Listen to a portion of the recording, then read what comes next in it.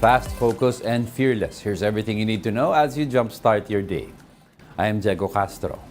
In poor direction.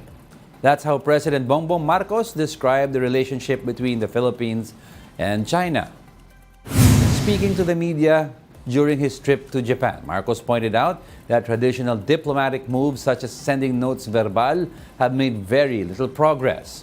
Marcos also said, quote, "We have to come up with a new concept, a new principle, a new idea so that we move the needle the other way. It's going up, let's move the needle back." So that paradigm shift is something that we have to formulate. The president said, though, that the country will continue to engage in dialogue with allied nations to prevent escalation to violence and aggravation of tensions in the West Philippine Sea. An international studies analyst believes that President Marcos is seeking to take a more calculated risk on issues in the West Philippine Sea. Speaking on the big story, Renato de Castro described the current approach of government in addressing the West Philippine Sea issue as risk-averse.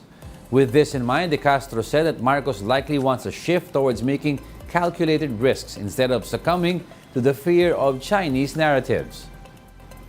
Probably the president would like to take calculated risks. So we move away from that paradigm of trying to avoid, taking risks and at the same time always falling into the Chinese trap. That if we take a decisive action, we're generating tension.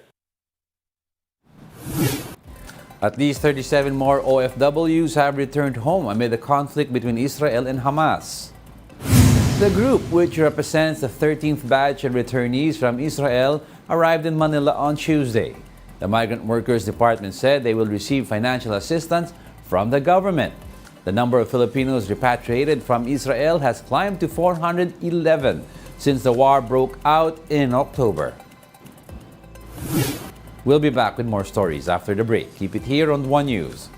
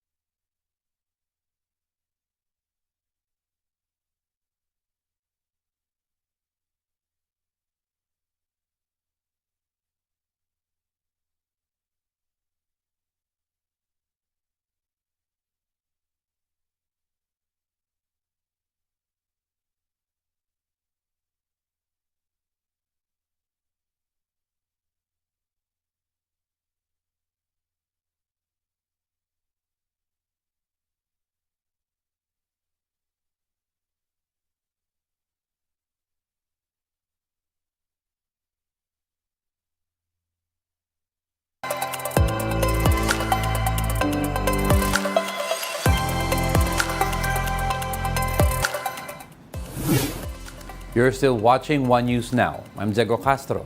The MTRCB has suspended 2 SMNI programs for 14 days. These are Gikan sa Masa para sa Masa, hosted by former President Rodrigo Duterte, and Laban Kasama ang Bayan, hosted by Jeffrey Celis and Lorraine Badoy. The board said it reviewed the October 10 and November 15 episodes of Gikan sa Masa para sa Masa, as well as the November 30 episode of Laban Kasama ang Bayan, and called for a meeting with SMNI on December 7. The MTRCB alleged that the shows aired death threats, profane language, and unverified news content. The board said that the 14-day suspension is meant to address concerns and ensure compliance with broadcasting standards, during which SMNI is expected to address and rectify the identified issues. A Filipino LGBTQ plus group welcomes Pope Francis' landmark ruling that authorizes priests to bless same-sex couples under certain conditions. In an interview on The Big Story, Bahaghari chairperson Reyna Valmores described the move as a positive development. Valmores noted, however, that most of the issues being faced by the LGBTQ plus couples in the Philippines are economic. She said that the bigger fight is for equal rights and protection for the community in the eyes of the law. Under the Pope's declaration, priests can administer blessings to same-sex couples as long as they are not part of regular church rituals or liturgies. While we accept and we see this as a positive development, sa totoong buhay, hindi talaga ang simbahan ang hinihingan namin ng karapatan. It's the duty bearers, the government itself, no, na tinatry nating i-engage. Whether that's in the form of a civil unions bill or amending the Constitution to allow for marriage equality. Let's now take a quick look at other stories we're watching.